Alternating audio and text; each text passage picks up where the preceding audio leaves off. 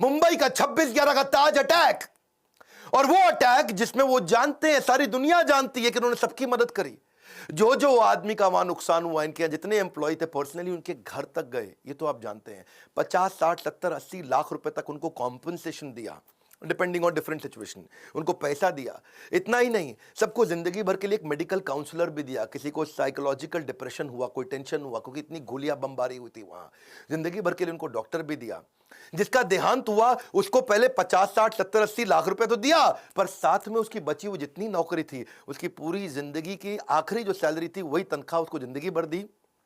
उसके बाद उसके घर में, परिवार में बच्चों की एजुकेशन की, मैरिज की, मेडिकल की, सबकी रिस्पॉन्सिबिलिटी ली। ऐसे थे रतन टाटा, जिंदगी भर की रिस्पॉन्सिबिलिटी ली। और अगर तुमने कोई कर्जा लिया तो वो कर्जा भी माफ किया।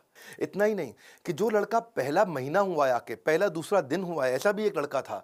ऐसे भी कुछ लड़के थे जिनको बिल्कुल अभी होटल में ज्वाइन ही किया था, ट्रेन ही थे, उनको भी ऐसे ही पूरा कॉम्पनसेट किया। ये सब तो सब समझते हैं, पर जो बात जिसने मुझे हैरान कर दिया, जिसके कारण मैं भी अपनी कंपनी में स्टैंडर्ड को चेंज कर रहा हूं, वो ये है कि उन्होंने अपने होटल वालों की तो मदद करी, बाहर आसपास बाजार में जो पुलिस वालों को गोली लगी उनको भी उन्होंने कॉम्पनसेट किया।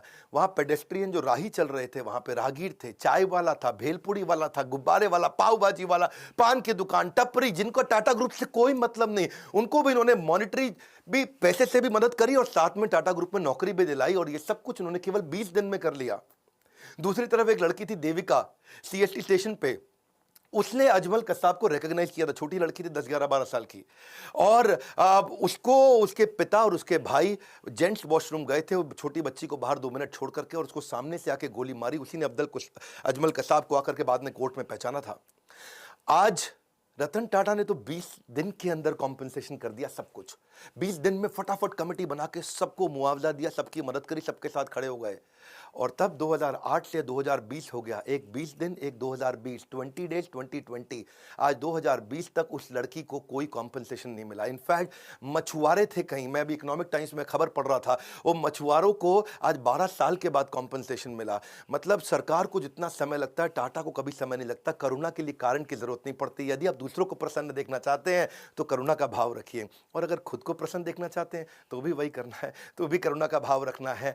देखिए, ये ऐसे व्यक्ति थे जो वैल्यू को वैल्यू किया करते थे, वैल्यूज को, he used to value the values. चौथी कहानी, हार्वर्ड के अंदर अब सब लोग सोचने लगे कि भाई हम क्राइसिस मैनेजमेंट सिखाते हैं, 26/11 में सबसे बड़ा क्राइसिस था, और तब वहां के प्रोफेसर ने सोचा कि भाई हम केस स्टडी सिखाते हैं क्राइसिस मैनेजमेंट की।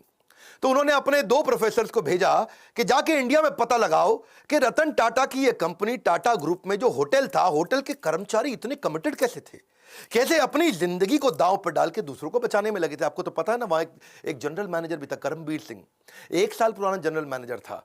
और उसने क्या देखा, मतलब उसकी वाइफ और उसके बच्चे उसी होटल में रुके हुए थे, और उसको पता चला, खबर मिली कि उसकी वाइफ की डेथ हो गई है वहीं पे, जो नीति थी उसकी वाइफ, और उसका बेटा उदय और समर, एक की उम्र 14 साल, एक की 5 साल, वो होटल के अंदर है जनरल मैनेजर करमबीर सिंह, और ऊपर फ्लोर के अंदर एक स्वीट कमरे के अंदर उनके बच्चे और उसकी बीवी की डेथ हो गई। लेकिन वो रुका नहीं, क्योंकि आग लग गई थी वहां कमरे में। वो रुका नहीं, वो सुनने के बावजूद वो दूसरे गेस्ट को बचाने में लगा रहा।